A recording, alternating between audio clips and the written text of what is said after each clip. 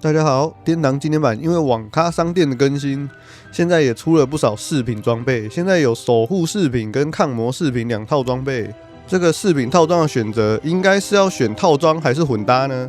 再加上下個月6月4號即將迎來冰鏡湖的版本，現在課長制作出來的射弩機會不會在更新後直接被新版本的裝備壓制呢？首先，守護套裝跟抗魔套裝這2套飾品啊。守護套裝追求極致的防禦，這套裝備呢，在經典版裡面防禦增加的越多，就代表怪物命中你的幾率就會越低。如果你是目前練等狂人，長期在物理攻擊的主要區域，守護套裝帶來的防禦是非常的不錯。抗魔套裝呢，魔法防禦的保障。抗魔在經典版的重要性，不管是面對魔法傷害的怪物，還是玩家精致法的魔法轟炸與香消抵抗，也是非常好用的。目前版本啊，在魔防40以上就很難會被香消到了。抗魔套裝可以說是為了因應這些魔法威脅而生的。再來就是韓服論壇整理出了3種不同的混搭。第一種呢，就是截長補短搭配。如果你穿3件抗魔套裝，搭配一個守護戒指，你可以獲得約 15% 的魔防提升，同時守護戒指可以多出1點的防禦。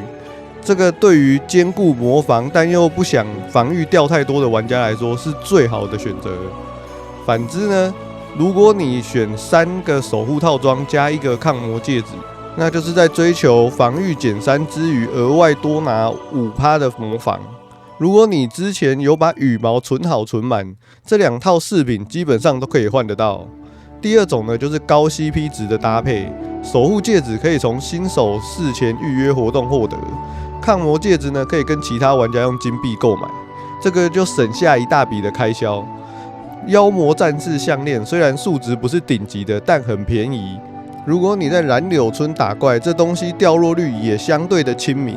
比起動輒幾10萬金幣的高級項鏈，它所提升的血量效果也算是不錯的數值。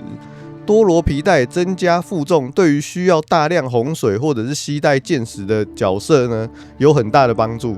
如果你有魔力需求，可以把多羅皮帶換成靈魂皮帶，也是不錯的選擇。雖然這組 CP 值很不錯，但也因為什麼屬性都有，但也都不高，就會有一種樣樣通樣樣鬆的感覺。第3種呢，就是課長搭配，一個抗魔戒指，一個守護戒指，再加上一個屬性項鏈跟光明靈魂皮帶。如果你的物防魔防啊都已經很不錯了，就可以選擇这個課長搭配。雖然說這個組合跟前面配置的第2種很像，但屬性項鏈帶來的效益其實很大。然後如果可以有光明靈魂腰帶的話，對於血量與魔量最大值的提升也很可觀，又可以增加血量與魔量的回復。然後屬性項鏈與光明靈魂皮帶都是相對比較昂貴的飾品，所以這套搭配呢，價格非常的昂貴。不過下個月啊，6月4號冰鏡湖版本就要更新了。根據恩熙目前大約 1.5 個月更新一個版本的節奏，如果遺忘之島同步開放，那戒指的部分是否也會出現滅魔戒指呢？滅魔戒指一出來之後呢，後續肯定也會出滅魔項鏈或滅魔皮帶，因為恩熙需要湊一個新的飾品套裝來讓課長們更新裝備。先不論它的效果如何，只要魔防增加的比抗魔套裝還要高，這樣課長就可以讓恩熙有業績了。這週因為官方出了火龍靈灰燼韭菜盒，現在各大伺服器啊都陸續出現+7、+8甚至+9的射弩機。但是如果冰鏡湖版本開放了遺忘之島，古代之劍也有可能會出現。如果你剛花了大筆現金弄出了一把+9射弩機，還沒有拿去爽幾天，官方馬上就推出了攻擊力更高、屬性更強的古代之劍。這時候原本拿射弩機的玩家會不會覺得自己像韭菜一樣？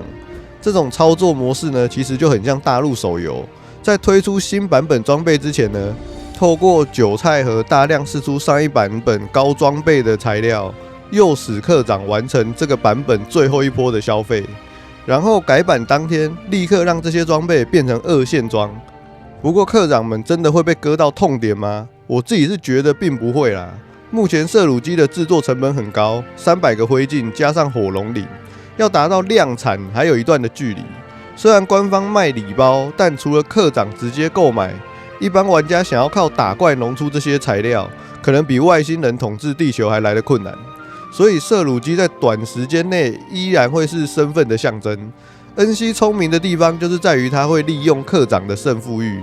當新的古代之劍出現時，課長會為了維持領先的地位，還是會繼續氪下去。畢竟古代之劍的材料，依照恩熙的營運模式，應該也是會放在韭菜盒裡面讓大家抽，而且幾率可能是10萬分之一，或者是更低。